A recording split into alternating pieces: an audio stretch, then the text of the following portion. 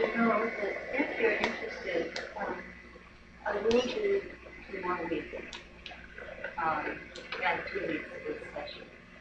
That will take us into the second week in June. And if you're interested, I'll put a sheet out for you to sign. And I realize many of you may be vacation time, and it's not possible. I'm going to do it anyway. Okay. Want to mention a couple of things?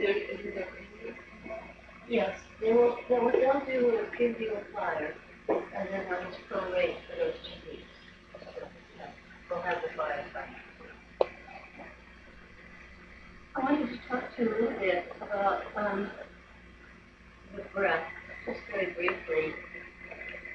I found so often that if I have an image that I use, either with posture or with breathing, that it somehow imprints itself more indelibly on my body than on my mind.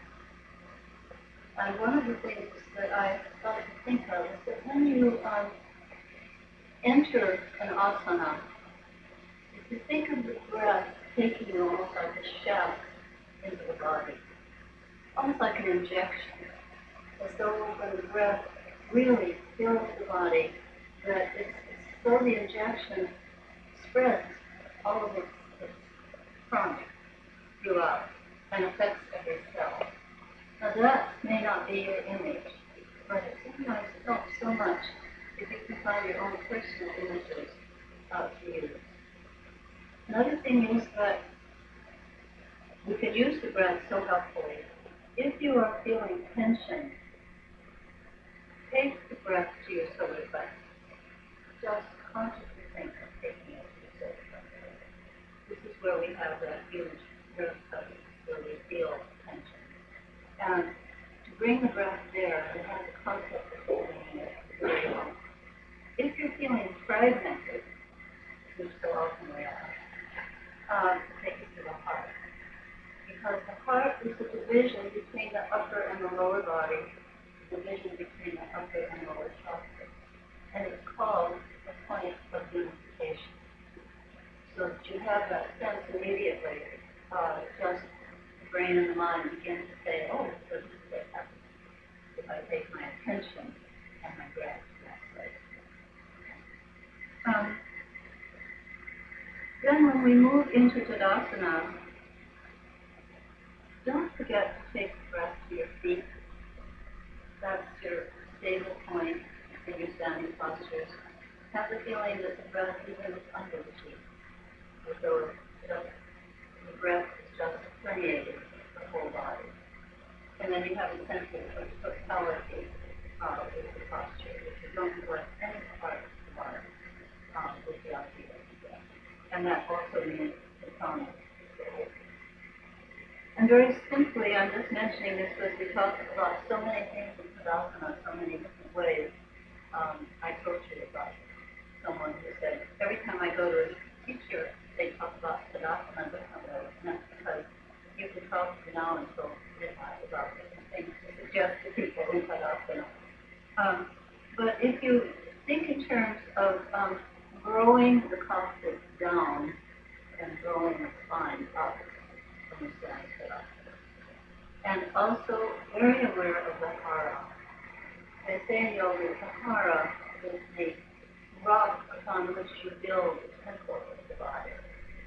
And when the hara is strong, that doesn't mean hard, but when it's strong, and when you keep it in mind, it's this marvelous base from which you grow, then you'll feel much more secure in your standing posture. That's true, of course, in lying down with hara, with all of this, with everything, but I'm speaking just now specifically of Tadasana. Yes, since we're working with shoulder stand, when we work with shoulder stand, probably next week, as you stand in Tadasana, I think I almost always mention to bring the skin of the upper back down towards the buttocks, like a window shade. Just draw it down. And the turning the shoulders away from the ears and moving downward. And you move from the shoulders to the buttocks. Now, the same thing, actually the same thing happens in shoulders down. Just that because you're upside down, you move it up to the buttocks. So it's just something kind of fun to think of when you do that. Okay, I think what we're going to do is repeat from last week. How many of you were not here last week? How many of you were not here when we discussed the influence of the chakra at the throat, of the Shuddha, on fall and shoulder down? Well, let me just very briefly remind you that the throat is very much involved in fall and shoulders down. And we want to be sure that we stay relaxed there. It's known as a breathe center. It also is involved with the fifth chakra at the throat, the Shuddha.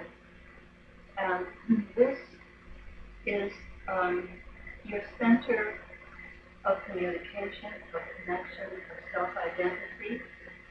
All of these things are working when we bring pressure to this area and when we do postures which involve the shoulders, the neck, and the throat. Not only that, the location, as you know, of the Shuddha is right here, sort of your voice box. It has to do with speech, with language, with any form of reaching out, of growing beyond your own body and becoming more than your body. When we speak, we send ideas out, they go beyond us. So we become extended. We grow beyond where we are. We're not limited by our borders. Also, each of the chakras has a sound, a vowel sound, except for the one at the top of the head, which is silent. And the sound for this chakra is the sound of the vowel E. So we're going to do the honey breath, which some of you have done in the past. If not, I'll repeat how we do it. And you do it on the sound of E. You make this sound like a bee. It's called a Damari breath, and it's like a bee humming. It has an enormous impact on the head. It brings the vibration through the body, brings prana up to the head. And when you do the bee breath, you'll feel the whole vibration pervading the head. And you do it with the lips slightly closed. We'll do that in a moment. In the meantime, I want to come up to stand. So let's come up nicely.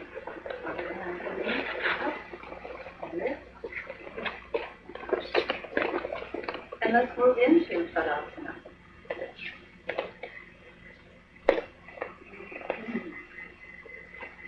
Going in slightly.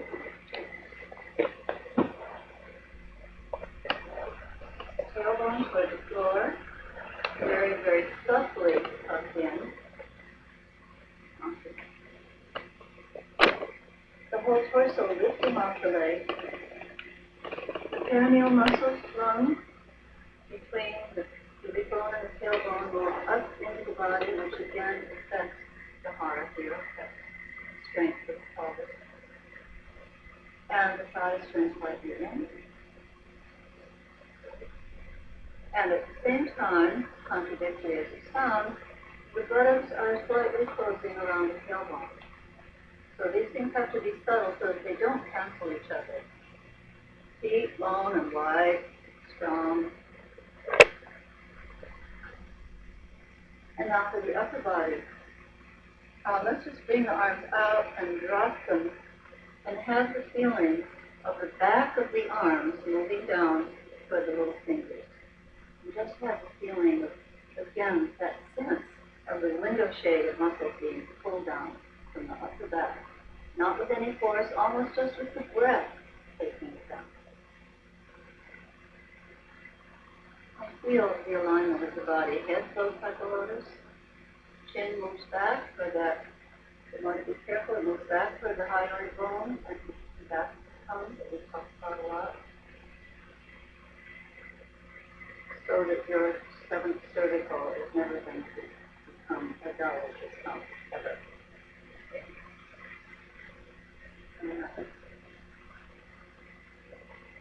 Now we're going to do an exercise that we did last week. Again, those who weren't here last week, I began to wonder why I was giving so much special attention to plow and shoulder stand. You go to your class, you read a book, you see a video, and you have forward bend, the back bend, twist, and plow and shoulder stand. No big deal.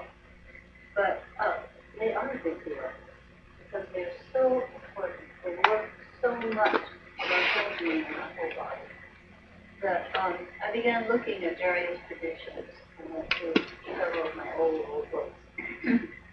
And they always have a vinyasa, a series of exercises or preparatory things for plow and shoulder stand, much more than for other things. Some of them are breaths, some of them are kriyas, and some of them are just a set of asanas. I want to underline for those who were here last week, particularly since I discussed it much longer than now, it doesn't mean that every time you want to do plow or shoulder stand, you have to go through an active preparation. It's just that if on occasion you do go through that preparation, and you do have the respect for these postures, but it's going to make your occasional doing of them, or you're doing them along with other things such as part of practice, much more profound and with much more impact.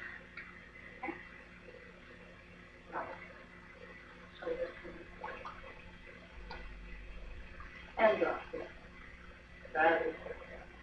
Now, I want you to think in terms of not just an exercise that you do to prepare you, but for something that's more than that.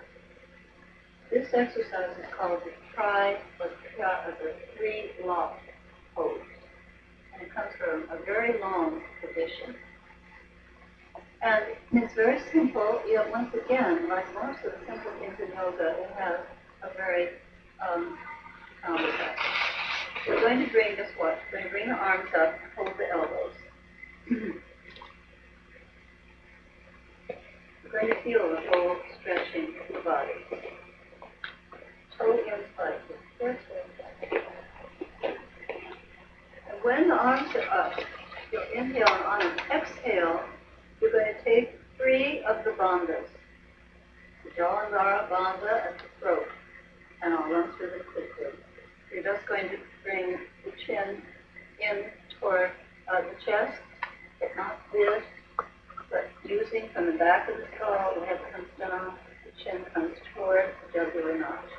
For most of us, it's not going to touch here because in the West, we're so tight in the shoulders.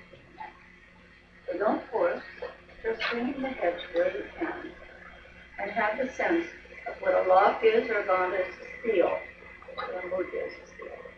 You're sealing off the prana in the body. Bring your chin here. Then you're going to take the Uddiyana bandha, which means you're going to pull the abdominal muscles back toward the spine and in and up. Whole abdominal area, all the way up the diaphragm, moves back toward the spine. Then you'll take the Mula bandha, which is at the anus. You pull in and up on the anal sphincter and on the muscles. You take these 3 simultaneously on an exhale. Then when you inhale, keeping the arms in this position, and I probably won't be able to balance, you know about my reasons at this point.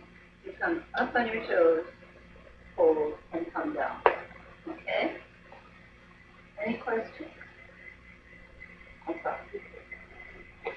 Always take a deep breath in, let it out, bring the arms up, hold the elbows. You can be sure to drop the shoulders so you're not tight in the shoulders.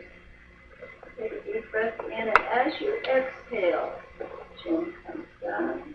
Take your Uddiyana bandha, the whole pelvis moving back, the whole torso moving towards back, in and up, and the anal sphincter in and up.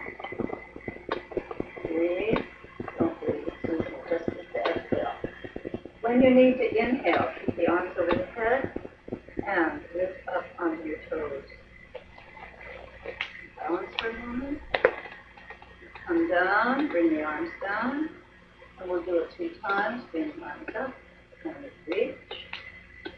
shoulders. Inhale, exhale. Chin in, big bandhas. Eyes are soft. When you need to, do it individually. Up on your toes, lift. On your inhale. And exhale your arms down. Up. Reach. Hold. And on your exhale, take all of the bandhas. Take all of them.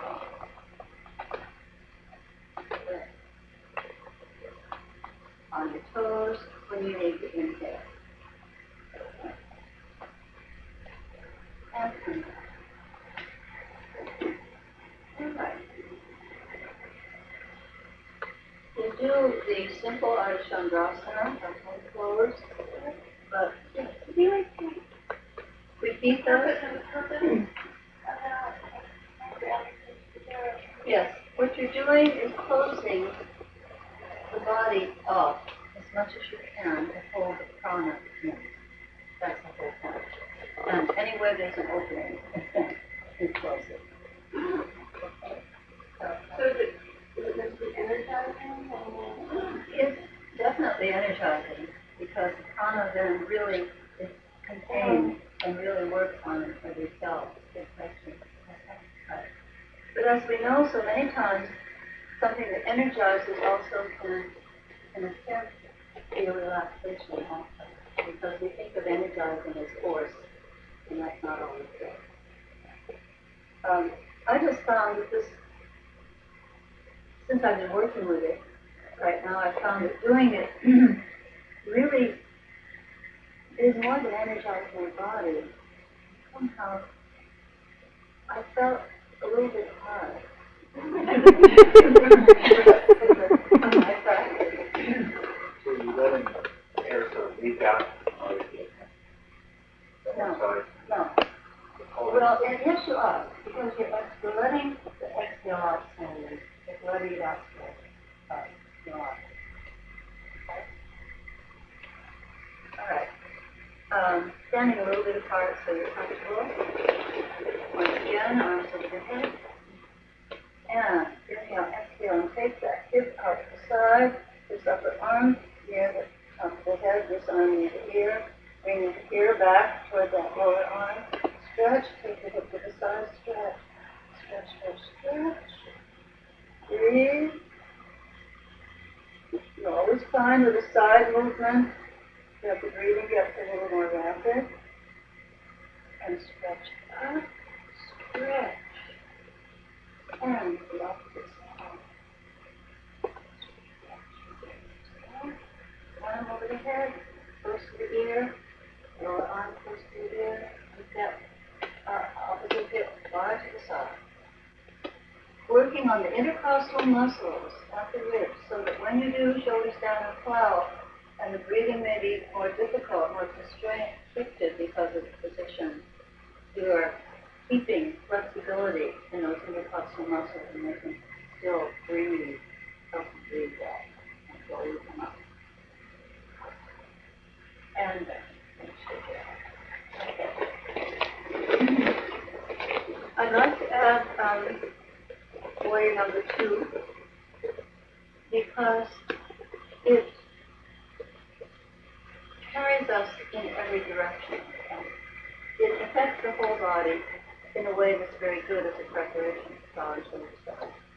It teaches us to keep the torso, the upper body, in that state of presentness, and that's what we talked about with shoulders down and top, that the upper body must be very composed, very at ease, because the legs are going to be doing the work. Now in this one, we add to it work with the arms with your warrior pose. You're going to work with the arms, you're going to work with the chest, shoulders, the neck, where the head is held, and also very active with the legs. And even having one leg bent and one straight gives you the 2 methods of using the leg in context. We always think here of the hara and of this area of the connection between the long thigh and the hip and the torso. Standing postures help us with that. Okay. You all know this posture, and most of you. I can not do it as thoroughly as I could before my accident, but let's just, enough to come with me. Legs pretty wide, as is comfortable. Back foot faces towards the front. Front foot, perfect 90-degree angle. Perfect 90-degree. Bring this hip back. Make sure the hips are facing forward.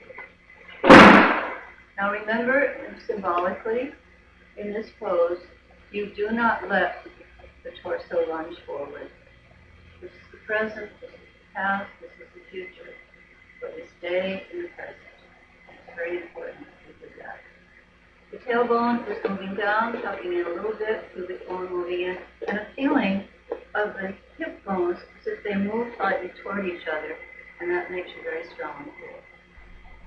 And then let's just take the arms out, stretch, really move out. Now make those warrior arms. Remember, this is warrior of the heart, but it still is very strong. Warrior of the heart never has to fight. It's prepared. And he sort of takes his adversary off balance, and they don't have to have a struggle. So reach out. Move from the chest bone out to the thumb, and from the middle of the shoulder blades out to the fingers. So it's really stretched down. It's really stretched. Shoulders dropped. Take a deep breath in and bring this knee into 90-degree only. 90-degree only. Not letting it come forward or back. Maybe you have to go longer, wider in order for that to happen. Stretch. And do not let your torso go with you. Good. Come into that knee. Now be sure that the knee is not rotating frontward. If anything, it doesn't rotate to the back, but you want to have a feeling that it's pressing back. Heel down. Good. Breathe.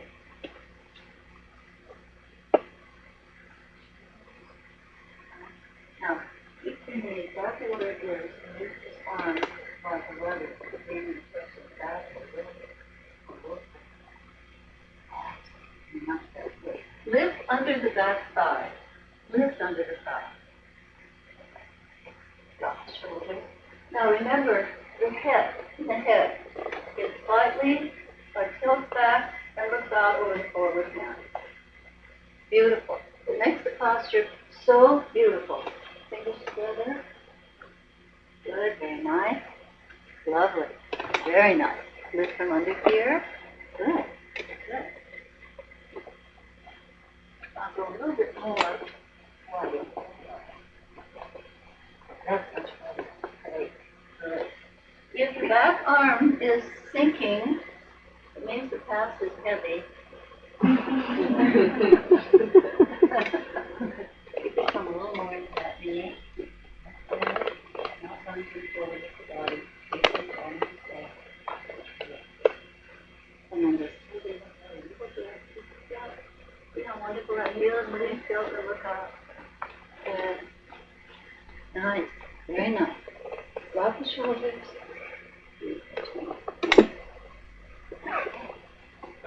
Very nice. Drop the shoulders.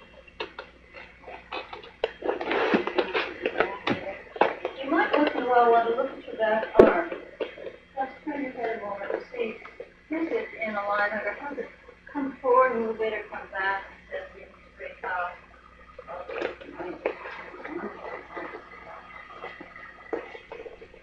I would take the torso back a little bit.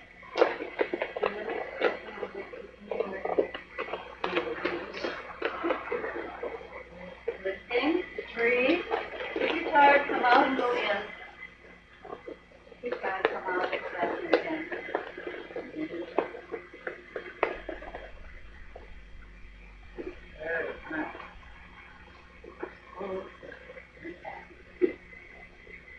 If you start shaking, come out and go and just pop into it again. Knee into a split. Good. Very good.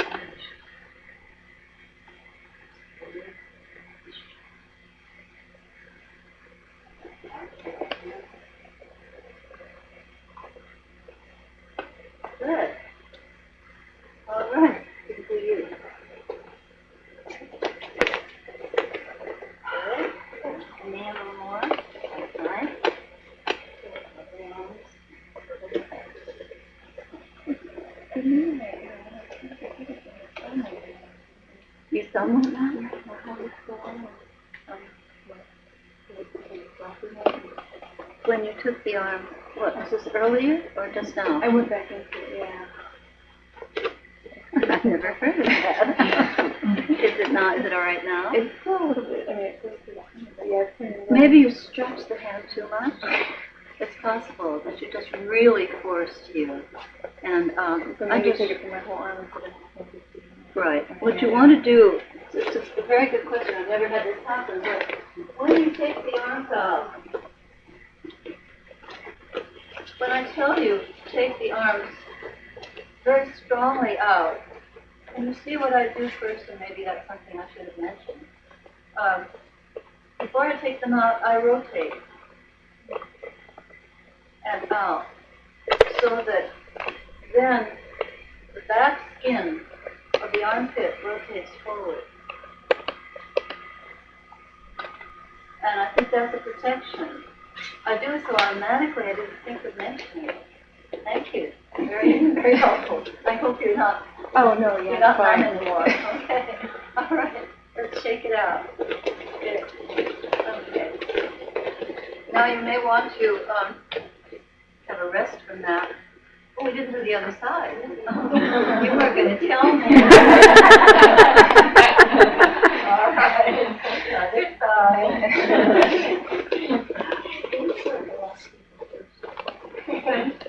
Start with the last people first.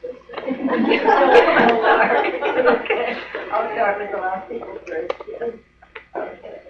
All right. Now, what you may want to do this time, just to change it a little bit, when you go into it, you want to not just do this, but just wow, get that wonderful feeling back into this body. Marvelous feeling. I don't know why it happens, but it does. So try it. But the danger is that you're going to lunge too much. So don't lunge too much. Just get the arms out, stretch, drop the shoulders. And the arms are strong, but you're not forcing. You're just opening. And then, good. Good. All right. Good.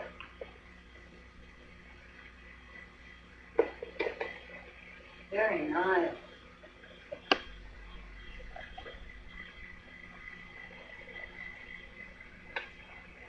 I almost don't want to speak to tell you or not all words because there's such an intense, marvelous sense of inner words that you create inside.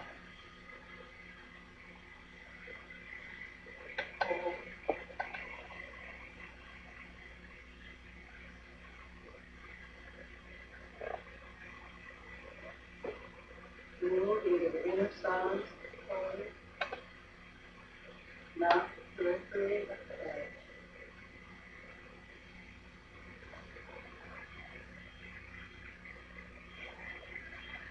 Out. Slowly come out. And shake it off.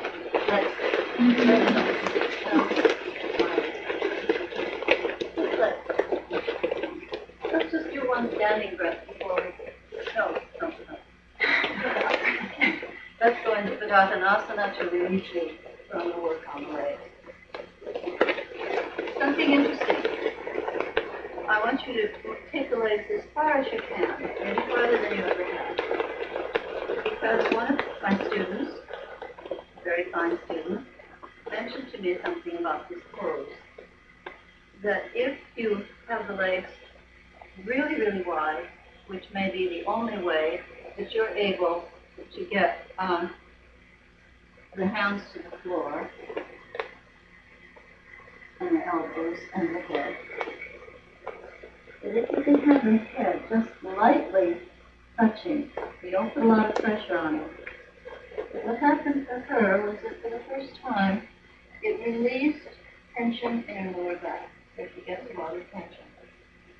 And so I'd like you all to try it. Just go wider than you can. And come as far. If you can't come to the head, then really press well with the hands. Please try to get the hands to the floor. If they won't come to the floor, then holding the legs where you can. But taking that pressure somehow releases that tailbone.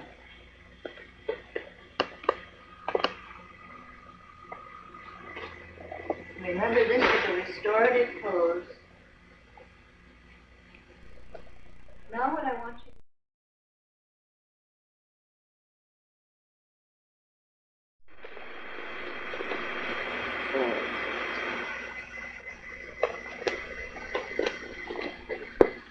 to release.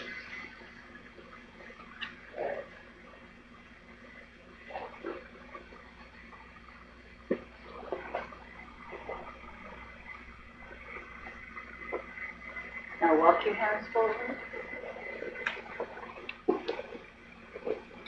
Bring the legs closer together.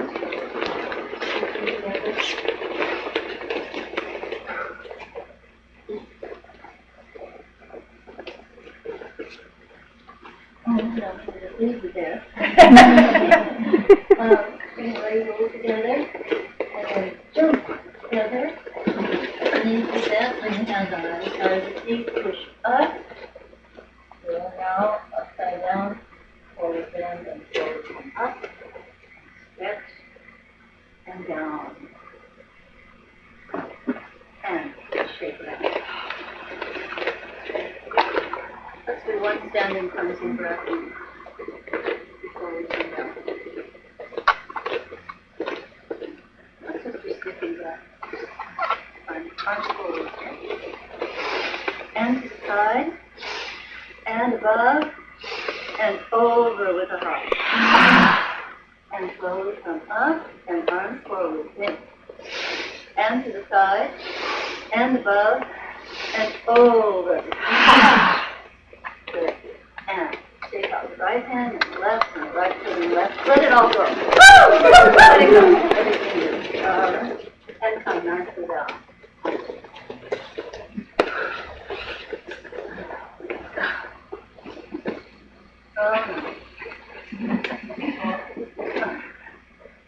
You wouldn't mind standing again, would you? We're going to come to the wall. So just start moving stuff. We haven't done very much twisting lately.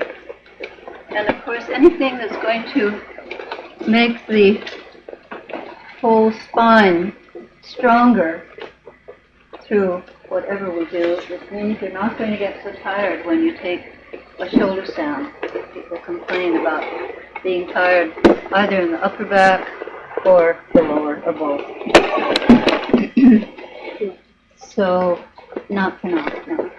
So could we move these? Now do remember, when you do twisting, that you are working with the inner core structure of the body.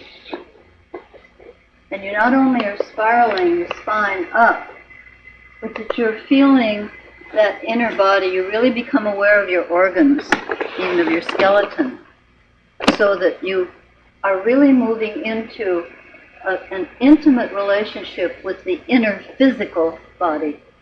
You almost become aware of your digestive system, in a sense.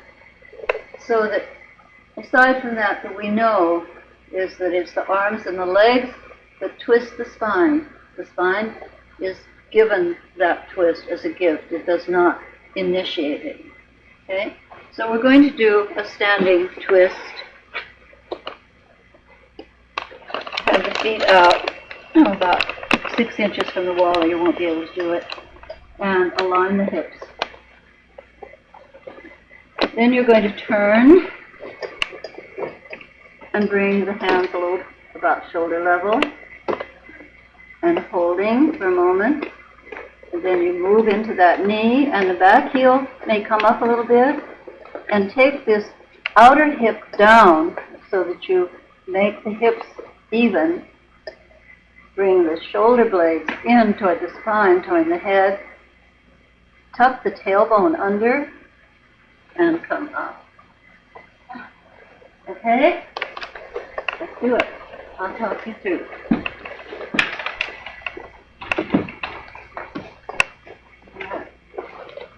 Have the feet out, about 6 inches from the wall. And both feet are going in the same direction.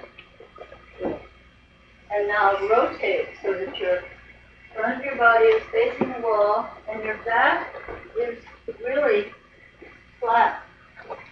When I look at your back, I should see your whole back is facing you. That's good.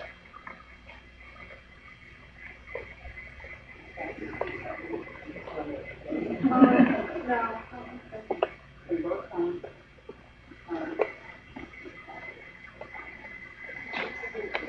A little more.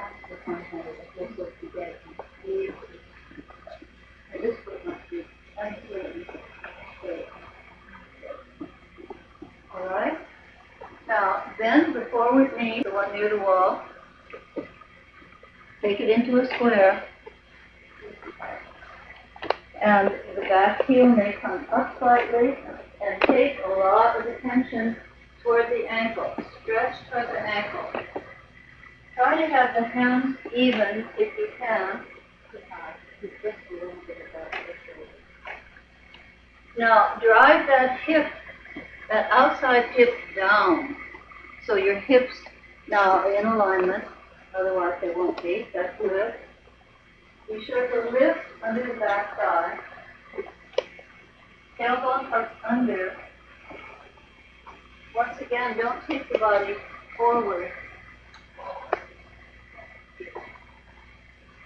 And look over towards the back. Now.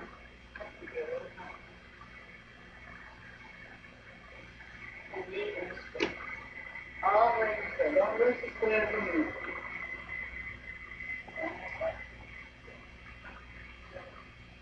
And get in closer to the wall. Then take the knees straight. Don't just make it. That's good. And slowly come out. Lean into the wall for a moment.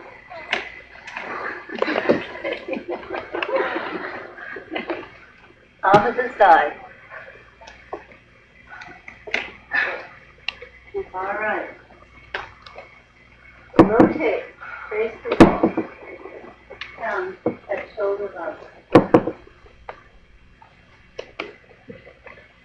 When you feel ready, when you feel you've established the upper body so the shoulders are turning, then front knee and front leg into a square.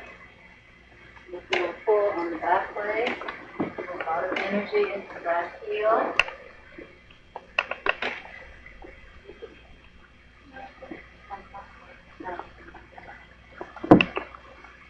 And have the shoulders flat across. Good. Breathe. Nice. Pubic bone tucked under. Good. Bring the shoulder around. Try to bring the chest as much flattened to the wall as you can. That's nice. Good. Breathe.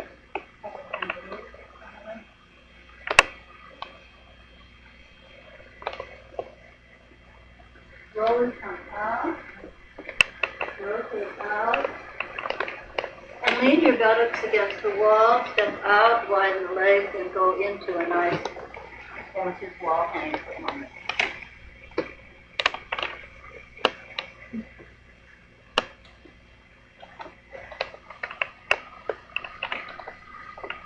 Don't make it an exercise that's being restorative forward.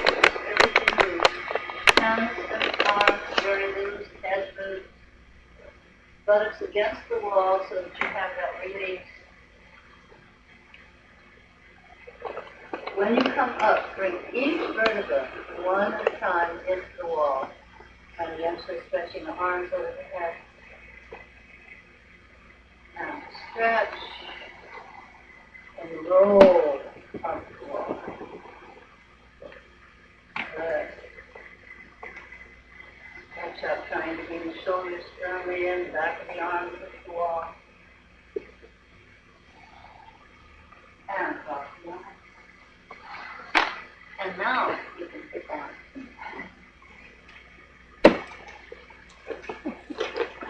All right.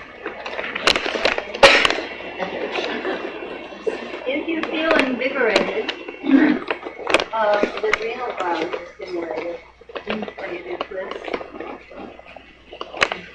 So you do bring a lot of energy.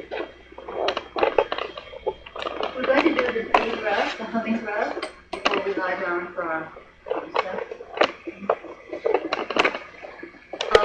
You can do it in this position or in your warrior or temple pose.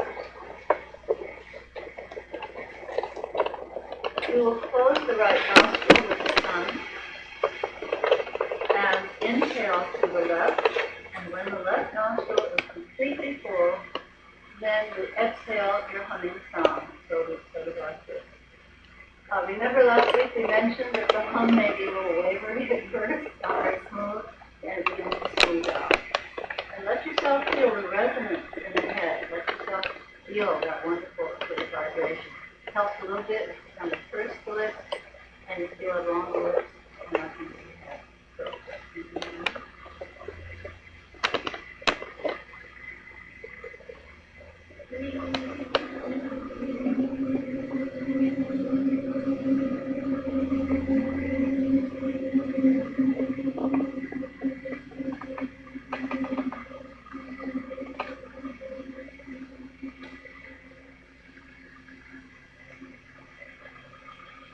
close your own face.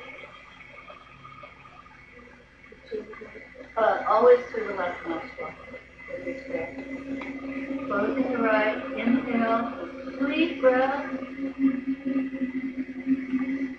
And when the breath is full, but you don't feel some straining, then exhale. To the right.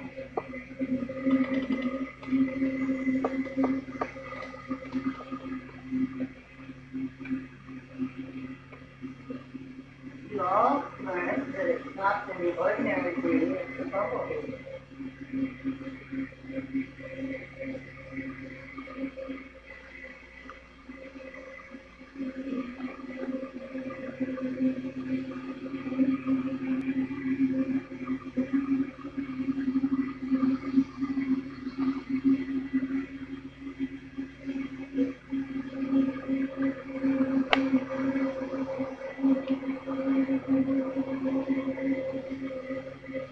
And finish your current cycle.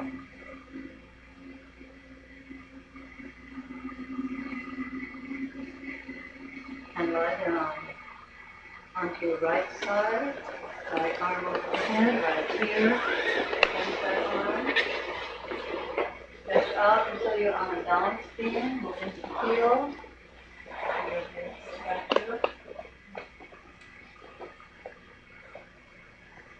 Breathe.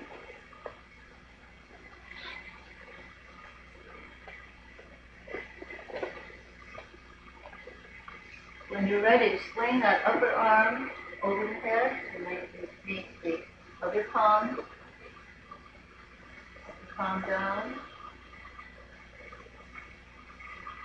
Breathing in namaste.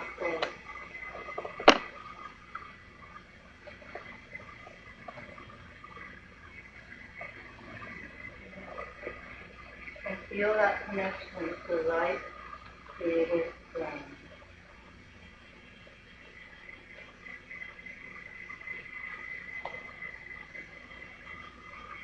Then turn onto your back and arrange the blanket for your breathing. And for today, let's just use the blanket a little differently.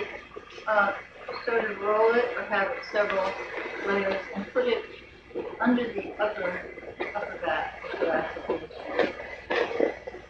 And see if you feel a lifting of the chest and not the back, so that the breathing is improved.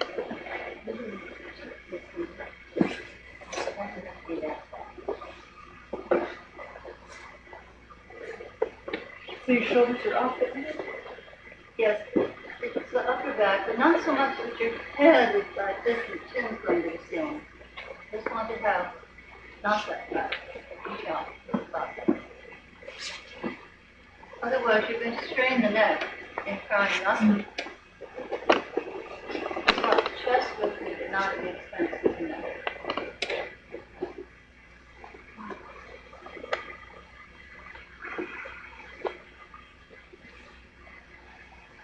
yourself into the embrace of your breathing.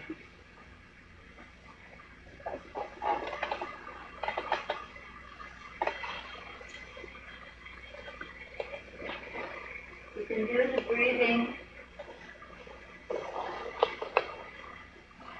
Inhale, exhale, pause. Inhale, exhale, pause. From the deep breath.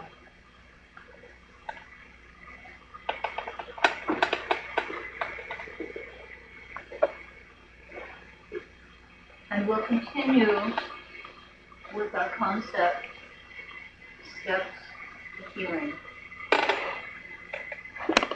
In our search for healing of physical, mental, or emotional stress, perversely, there is a tendency to resist methods and ways that may have helped us in the past, or new alternatives that may aid us in the present.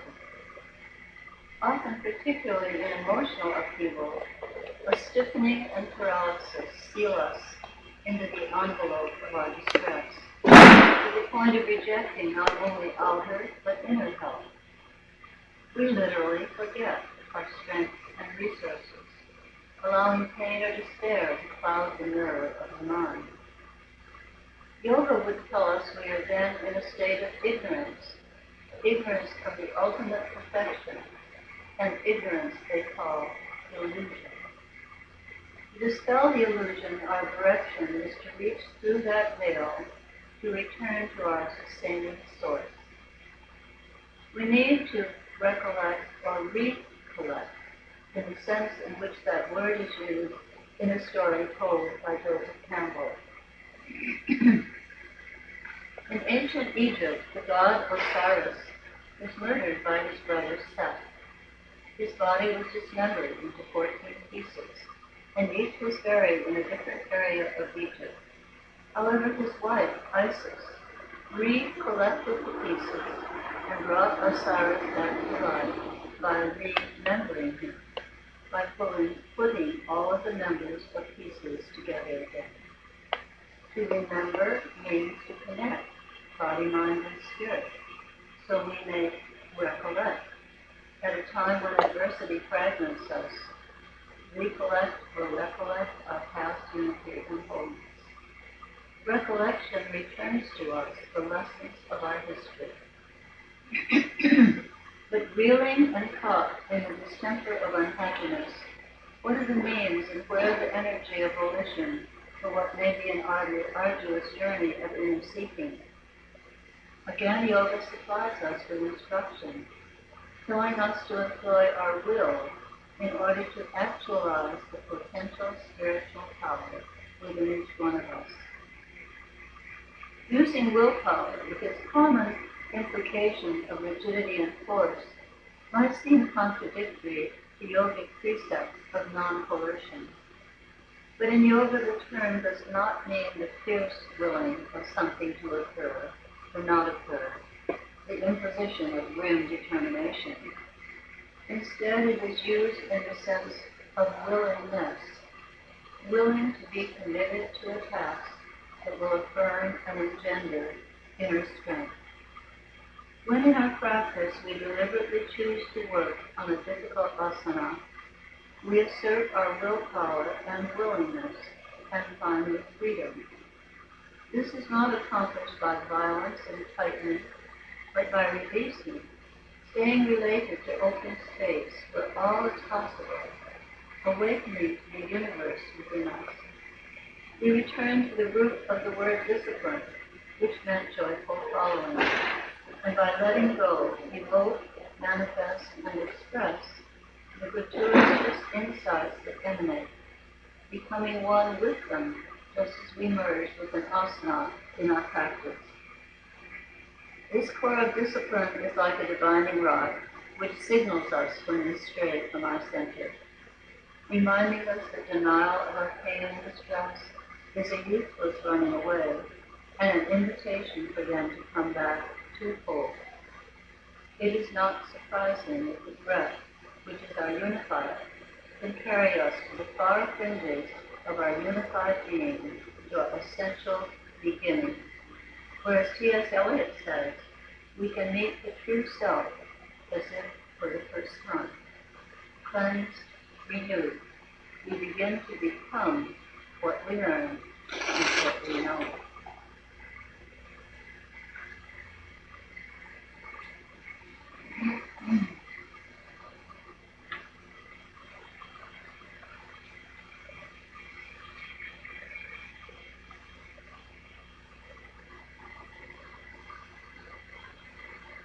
Finish the cycle of your breathing and make it again.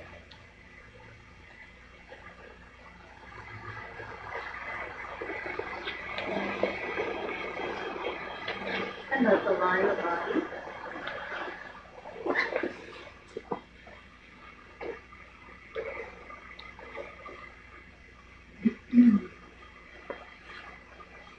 Bring the hands behind the head, fingertips just under. Take a deep breath in, exhale, bring your head up. Elbows apart, upper arms are vertical. And turn the buttocks and the abdominals. And that Ruth help, the top of the chair where you get the head. Now inhale and exhale, bring your head down. Open out, keep the neck long, arms to the side, elbows down, like in. Wrap the elbows on either side of the chest, like this. Inhale, arch the upper back just slightly, and then exhale and push away with the elbows, turn the buttocks and the abdominals, and bring the small of the back into the mat. Then release the contractions, keep the small of the back, turn it into the mat, slide the feet near the buttocks, bring your thumbs onto the hip bones, fingers under the buttocks, take the buttocks toward the breathe, lengthen the spine, breathe. Hands by the side, knees up into the chest on an exhalation, hands under the knees, bring the knees into the chest, move out to the tailbone, moving out. Bring your hands in front, clasping, reaching the thighs firmly into the body to massage the inner organs. Yeah. And hands by the side, palms down. Slowly elevate the legs. Very slowly. A little bit up and down. And up and down. Give them time, hold swing the muscles, and move up into the heel, the balls of the feet. Get that sense of grounding the legs in air. Tailbone to the floor. Very slow. Hands between the upper thighs, take the thigh of the legs out. Not forcing. And massaging the midline up to the knees. Now I want you to imagine that you're going to take the legs so wide and so far back that the toes will touch the floor. So turn the toes down, and if you can, lift the legs enough so that you can hold the toes and open out, really open out, keeping the tailbone down, stretching. Bringing those feet over, bringing them closer and closer to the body, but keeping the tail down. Breathe into it. Open, stretching, breathe. Good. Push up with the heels, so the toes really face the floor. Then bring the legs back together and hold the ankles.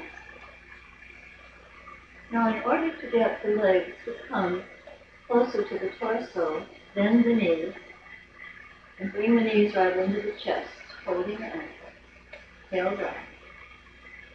Then very slowly straightening the legs and bring them over closer to the upper body.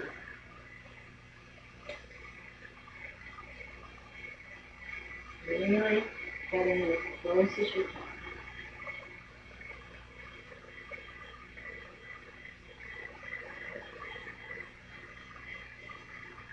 Now, I want you to do the next thing in one of two ways. You're very tight in the neck, very watching the neck a lot. Do not bring the head and shoulders up. If you feel strong in the neck, you can bring the head and shoulders up, show the knees, and rock.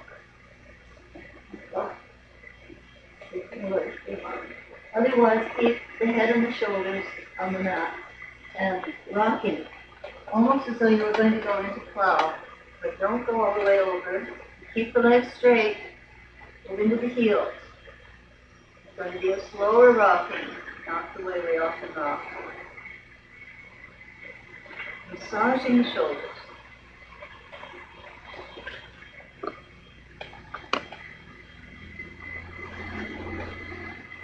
Good. And then drop the feet down next to the buttocks.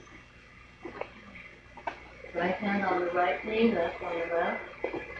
Move into the chest. And look up.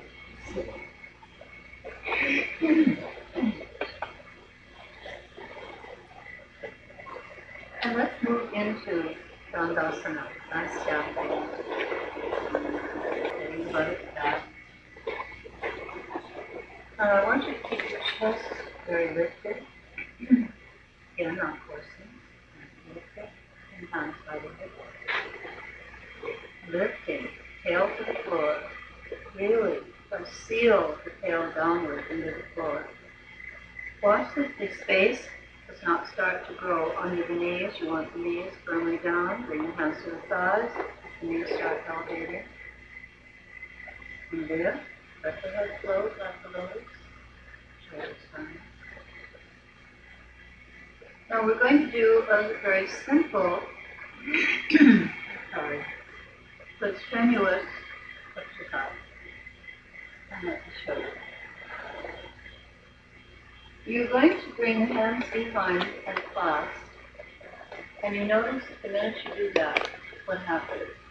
Shoulders drop, chest drop. You want to get, again, that rotation that I spoke of when you take the arms out. So back, forward, down, shoulder blades come together, and rest the hands on the floor. Now you're going to do simultaneously 3 things. You're going to take your jaw and jaw lock, and your belly bend. You're going to lift the chest, and you're going to lift the arm. Now you'll find that one of those 3 usually sort of drops off. So you want very much to keep all 3 in mind and do all 3 simultaneously. And you'll find an enormous work on the upper back and on the whole spine, on the whole body actually. And the thing that most likely happens is for the chest to drop.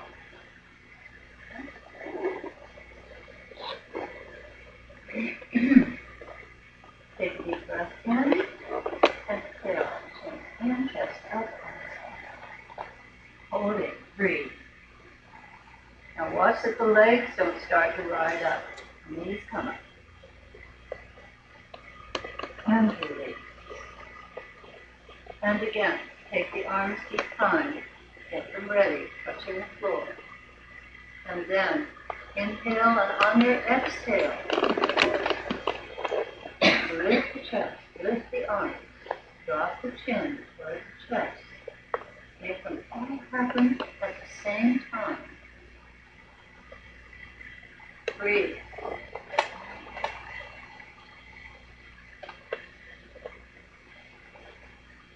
And come out.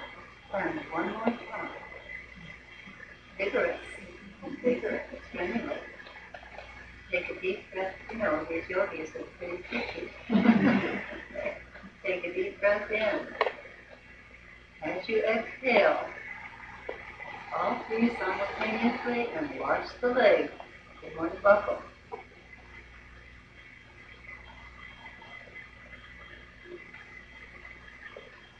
And release. And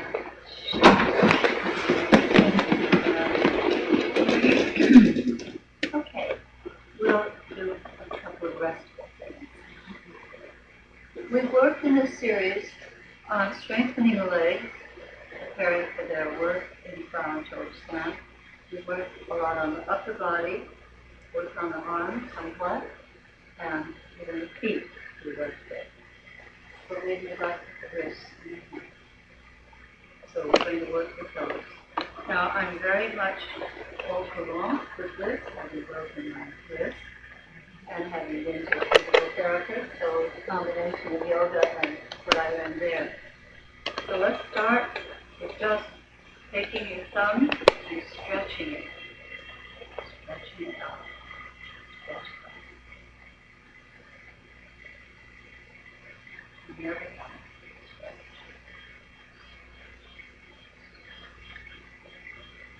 Bring your hand up and bring your index finger and push, you do a couple of fingers if you want, and just push that finger back. Now the next two, you can do together because they have only one tendon between them. Pianists, string players have a lot of trouble with this because they want these fingers to work separately, but they're joined with one tendon. That's why they have a lot of training to do it. So,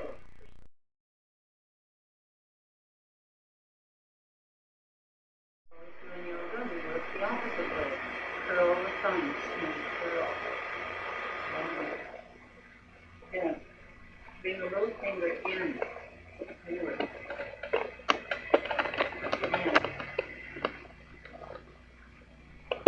Then again, I like to do these fingers separately.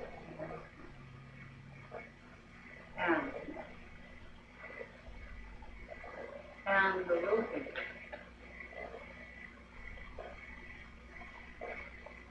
And here, come in, and then bring the finger in. Really curl it in as much as you can. Curl it in again.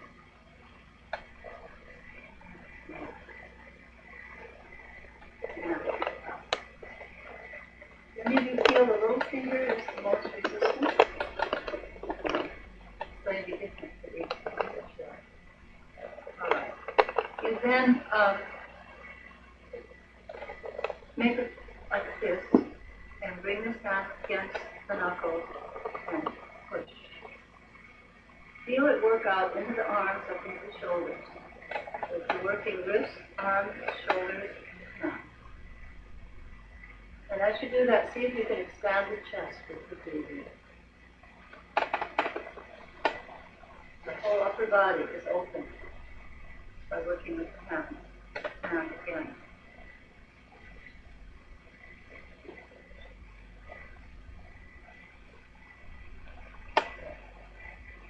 All right. And then clasp the hands and push out. Shoulders down and back and push out.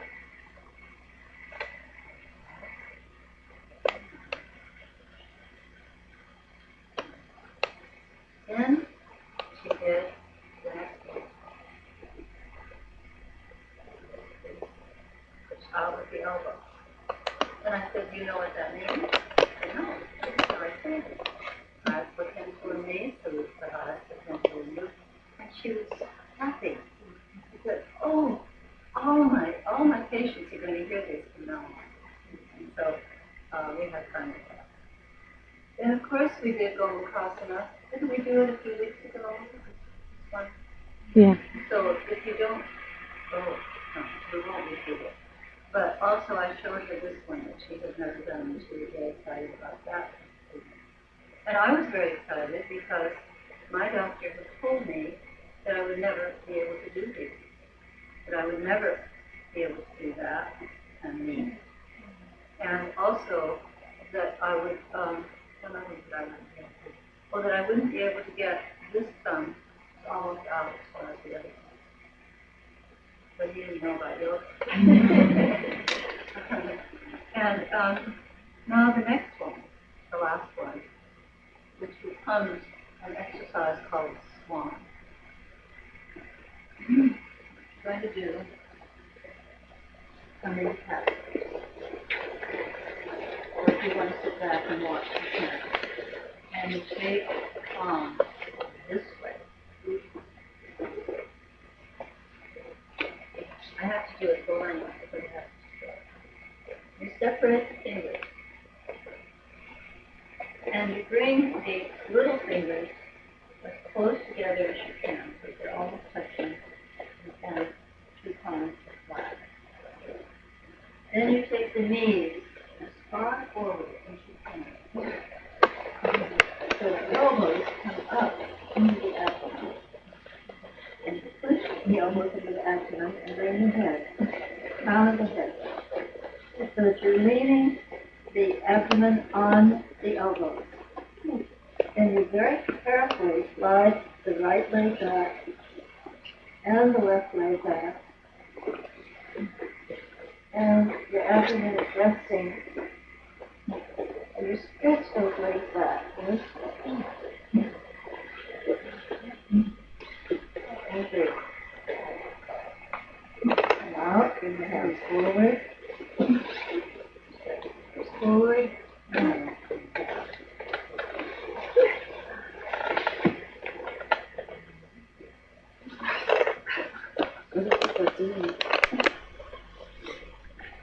stretch the arms forward and move into a nice long back extension.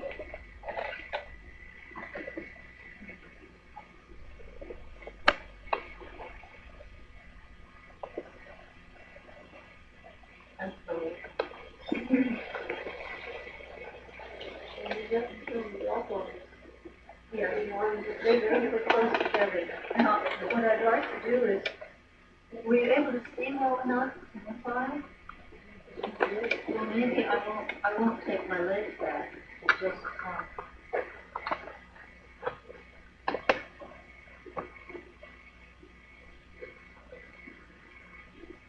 my elbows going right in my abdomen.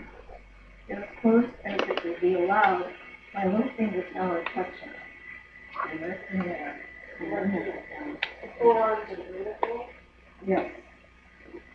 My forearms are vertical. I'll do it over here.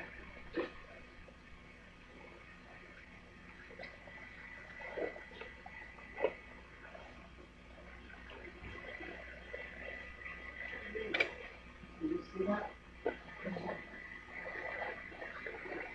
And once you're on the crown, just be very careful just as you would in fish pose, not to be on the forehead. That's the chin and be on the crown. And then very carefully take the legs back. And I'd like you to try again because I wasn't able to see it. Keep the fingers spread open. Try to stay in alignment. Some of you have your knees askew. Have your knees very much in alignment. As you bring the knees forward, bring them forward as far as you can.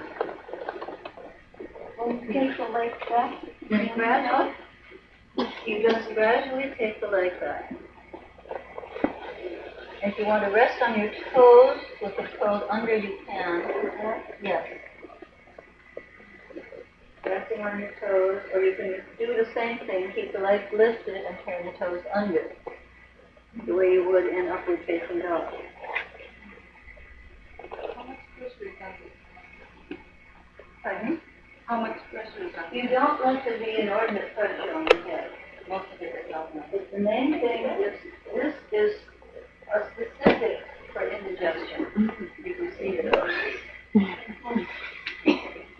And in fact, it is one of the series of postures in yoga which are considered absolutely, totally, inescapably ones that you should do. Shoulders down also. There's something else we missed. Oh, you know that in yoga there is a great deal of discussion about the digestive system. The concept of cleansing that you do the stomach work and so forth. There was a very, very famous guru. And someone asked him, if you could have anything in the world that you want, what would you ask?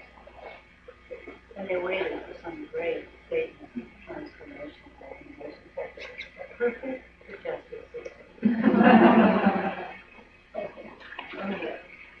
Now we're going to do one more thing at the wall with a chair. So very quickly, on the chair.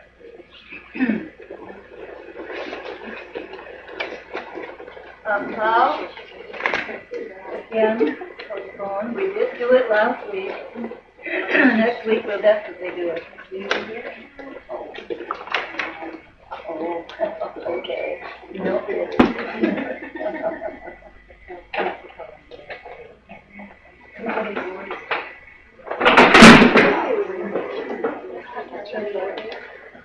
Anybody get here? No.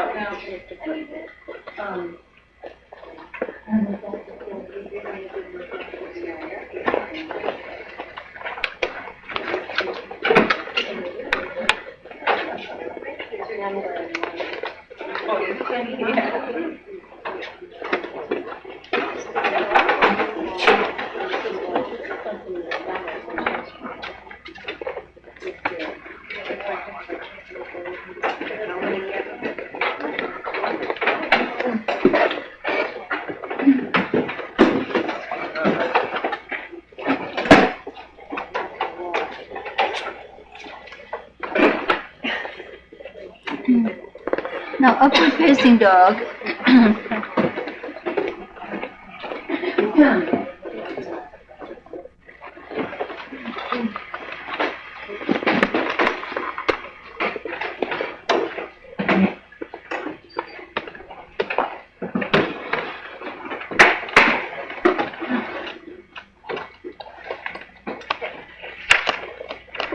You can use this one on too. I just want to demonstrate. Upward facing dog is a back bending pose, and therefore is an invigorating one. This particular pose is often called the fire in the belly pose because it's supposed to burn off toxins. It's also supposed to burn off depression or mental attitudes that pull you down. And you find that with back bends and with some of the breathings we've done, that there's a whole lot of emphasis on fire. We also say that you burn off your misdeeds as well. So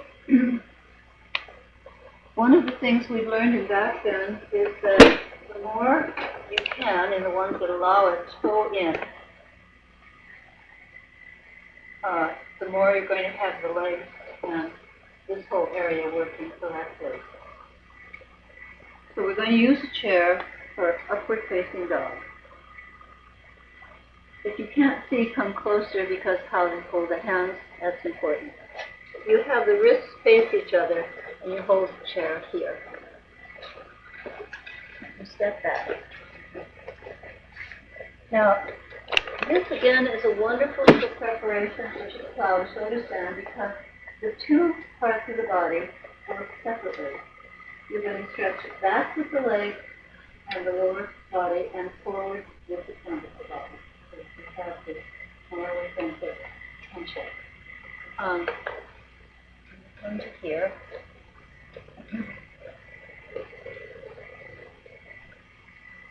And then you have to sort of find where you should be. And then you swing the torso forward, and you make sure that the elbows, the arms go straight down from the shoulders, and that the chest, if possible, is the head of the arms. Then you push back with the legs, firm the buttocks, tuck the buttocks under, and make those legs as strong as you can so they vibrate. And make those legs so strong that someone could sit on them and they wouldn't collapse. That's where you work the legs very powerfully. But the work on the spine is higher. It's at the mid-back, so you bring the shoulder blades in. And again, the shoulders come forward and back and down, and that back skin under the armpit moves forward, and you stretch into the pose. Now, if you feel tension at the spine, you have let this sag. So you want to keep lifting up with the torso so you don't have a huge creasing and bending and hinging at the lumbar. Then stretching this way. It's wonderful after this. Okay?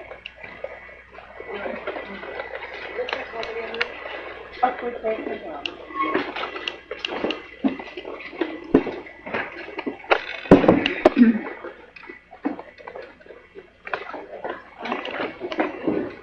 You may have to sense how far back the feet are.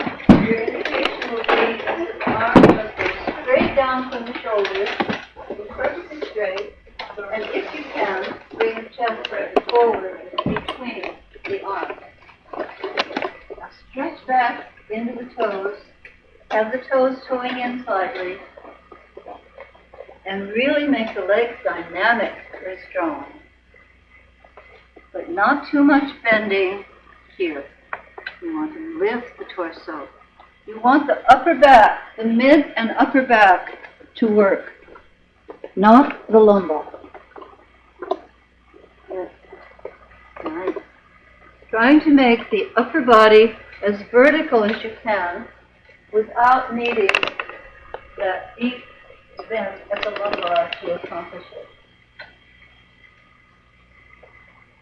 You want to have chest coming forward, so you may have to step in a little bit.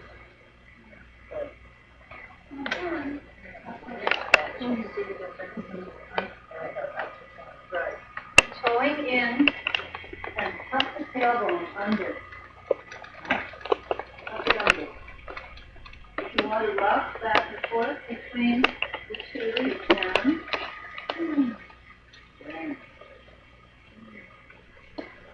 Feel how wonderful that is through the alternation of effort. Breathe. Keep the breath going. Okay.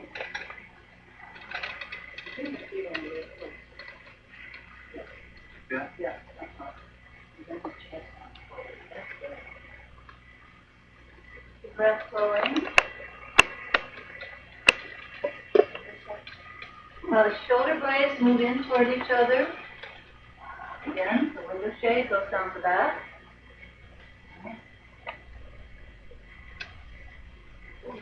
And you can rock back and forth. Nice. Good.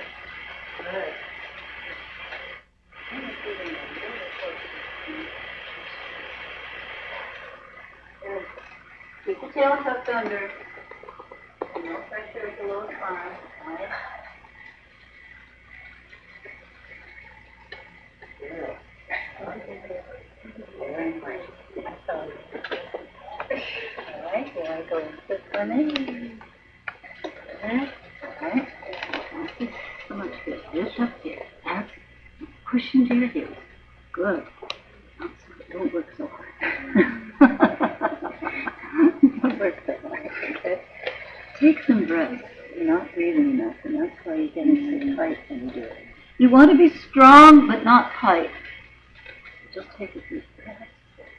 Good. And then move into the three. Other pose. Counter pose. And come down into pose of the child.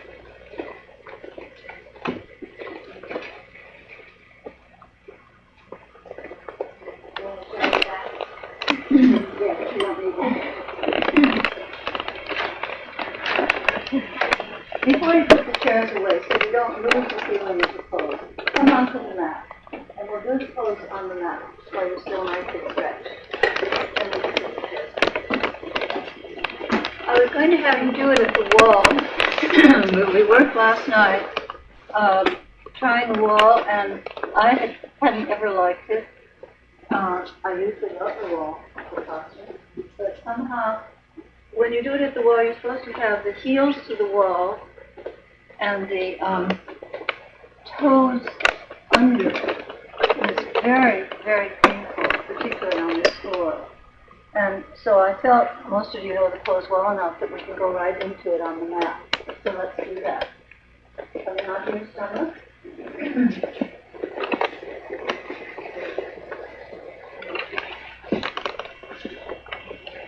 Now remember, the hands are going to have to be quite far back, not at the shoulders. further back, like the chest, to below the chest. And so in. So it's parenthetical. Elbows in. Good. And then go up into the toe. Right?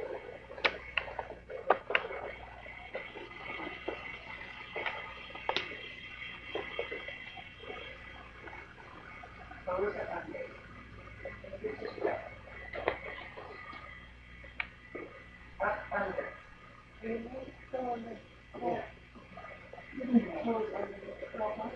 it's on the top. Top of the toes on the floor. And then this up. Now, follow what we did with the chair. Some of these are arms coming forward like this. You want arms straight down to the shoulders. Start with this hand.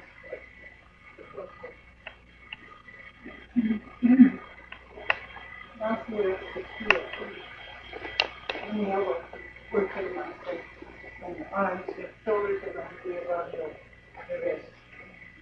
Yeah. Good. Breathe into it. Yes, sorry. The lower leg lift. Sorry, I forgot to mention that. The lower leg lift. You still these legs lift.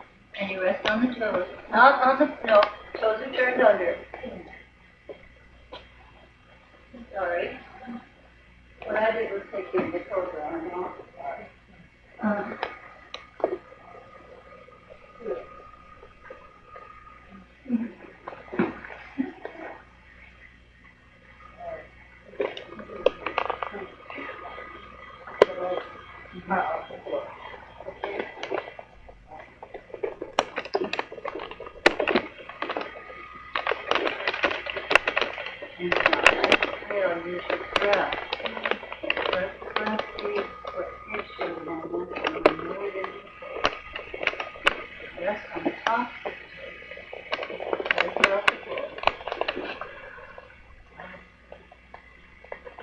Legs straight, don't let them suddenly bend.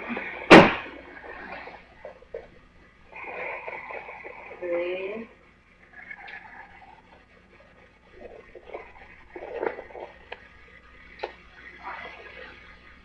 When you're tired, move into a nice, long back extension and close the jaw.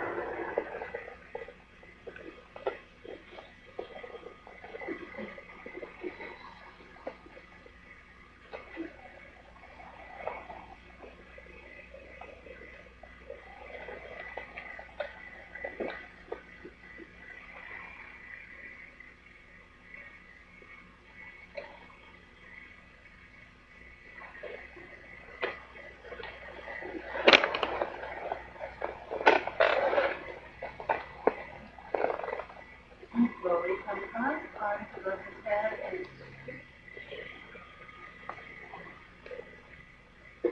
and lie down for your final. Blessed words, right?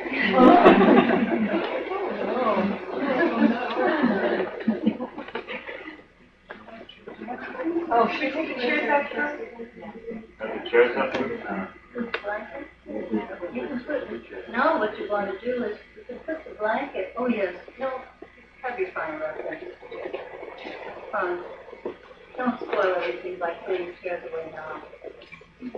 You can play with your blanket during fine rest. You can either just lie down, or you can put it under the lumbar, or under the knees, or upper chest, or just be in your usual position of being flat, whatever feels comfortable. I think particularly after doing that, then you sometimes feel you want something on the time. We did things a little backwards today. We had our twist before the back then. But you also had your counter pose.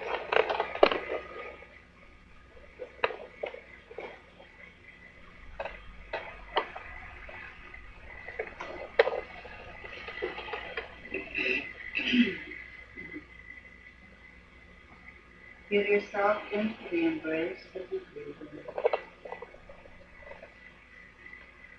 Eyes stop, looking down.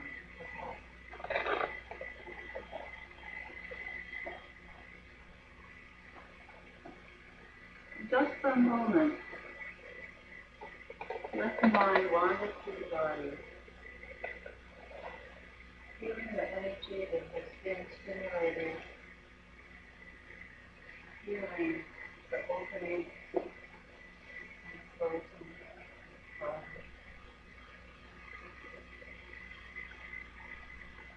Give your consciousness to what adventures your body has been through, so that you can fine-tune the memories and imprint them into the muscles of the body and of the mind.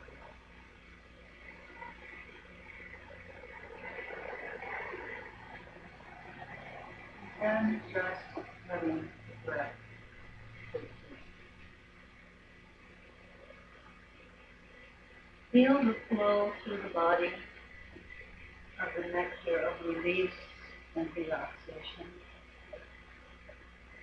Let any tension or obstructions melt out, and sense the flowing from the top of the head down the back, skull, deeply into the spine. And feel the spine as your ladder of consciousness. As we ascend it,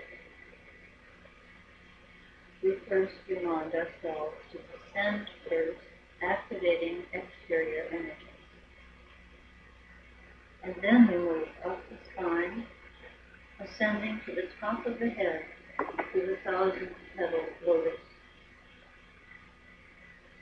Let yourself feel that movement in the spine, that flow of prana. Feel the opening and releasing of the brow, the space between the brows.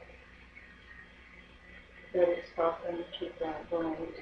Let it make the breast subtle and quiet, and the lips soft and sweet. And the eyes relax, looking deeply into the cave of the heart. Take all of that release through the body, bringing it to rest at the heart, opening the heart, calling on its compassion and humility and its strength.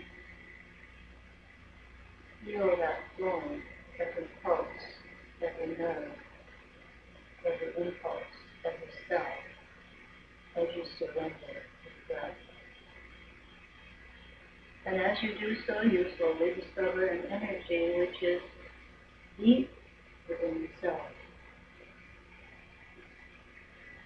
Usually this begins most often in Shavasana, when we know that at times we can move into that sweet stillness in our asanas.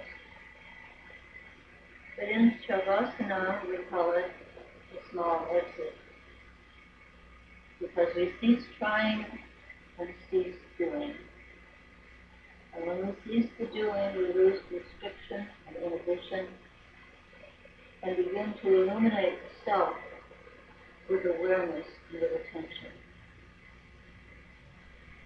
We're often like people locked out of our own house, trying to get in by storming to the front door, instead of remembering that we can quietly step in by the back door and open the front door from within, and find the deep wealth and secrets which our forcing keeps us from reaching. Feel the unity of your being, but also feel its manifold appearances. Feel its variety, the drama of the self, and in that drama, perceive unity. Your being is a magnificent pageant that lets us know of the power of creation. We so often overlook the glory, seeing only scraps of oneness instead of the totality. For the divine is not only within us, it is beyond us. It is the ground of our being.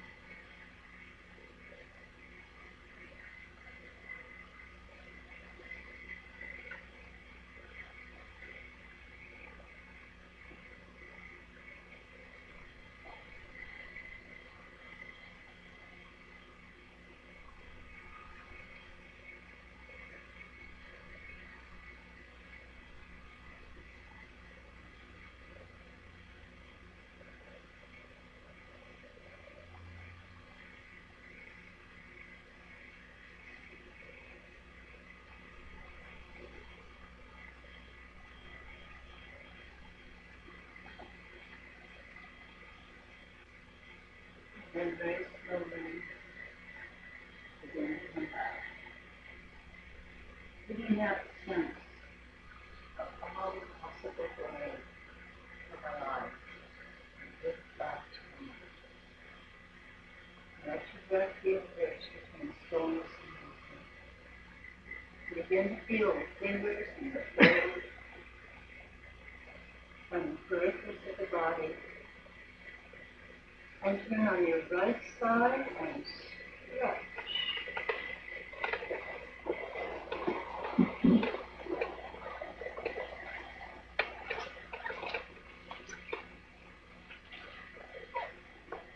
And on your left side, into the fetal position.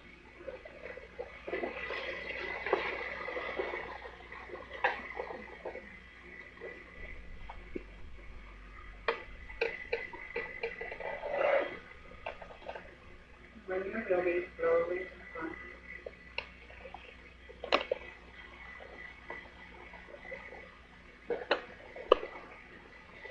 And lift on the arm.